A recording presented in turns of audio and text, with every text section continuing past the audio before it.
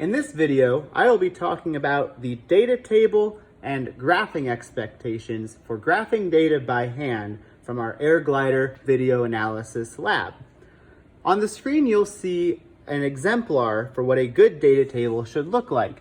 You should have your independent variable, which was time, on the left column, and the position of the cart, which was the dependent variable, on the right column. The units for each of those should be listed in parentheses below the quantity. So we measured time, and we used the units of seconds to measure it, and we measured position, and with the units of measure we used to measure position were meters.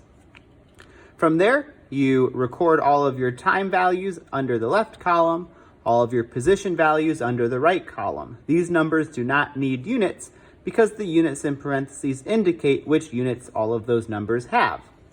At the bottom of your data table, you should have which variable or variables you held constant in this experiment. For this experiment, it was just how much we compressed the spring, which for me was 6 centimeters. You'll then organize your data table by using a straight edge to make all of these borders so it looks nice and organized. No freehanding lines, draw them all with a straight edge. Once you've created your data table, you're ready to graph your data. I've already graphed the data here, and I want to point out all of the important features on this graph that I would be looking for if I were grading yours. I'd be looking for an x-axis variable, which tells me what I measured, not just the letter x, but I have time here because time was our independent variable. And then the units of that time were measured in seconds. So this is your independent variable on the x-axis. And then your dependent variable should be on the y-axis. In this experiment, that was position, and we measured position in units of meters.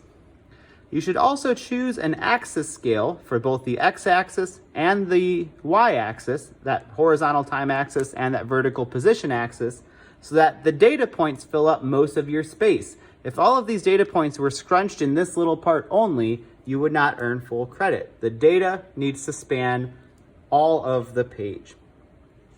You'll then plot all of your data points with both a dot and a circle around it. That's a point protector. That's important for us to be able to easily see where all of the data points are.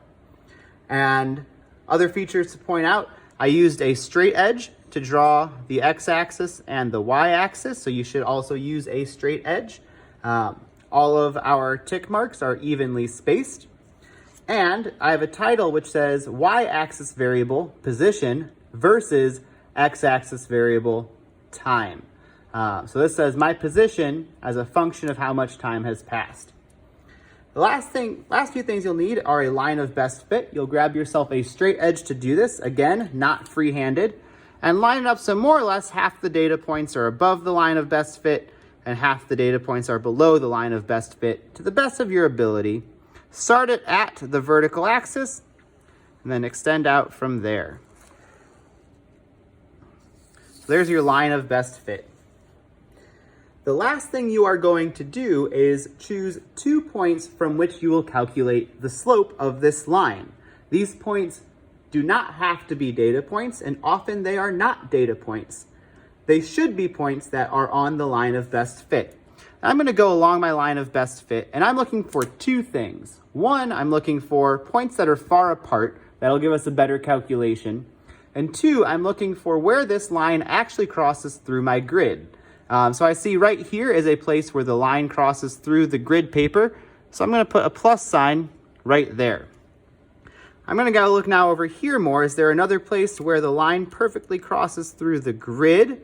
Right here. It looks like a great spot for that. So I'm going to grab this one as well.